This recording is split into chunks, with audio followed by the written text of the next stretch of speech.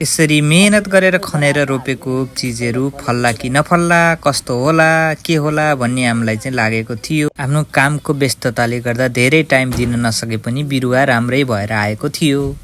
आफूलाई इच्छा भयो भने र थोरै समय निकालेर गर्यो भने के चाहिँ नहुने रहेछ त भन्ने कुरा ल हेर्नुहोस् गाइजहरू।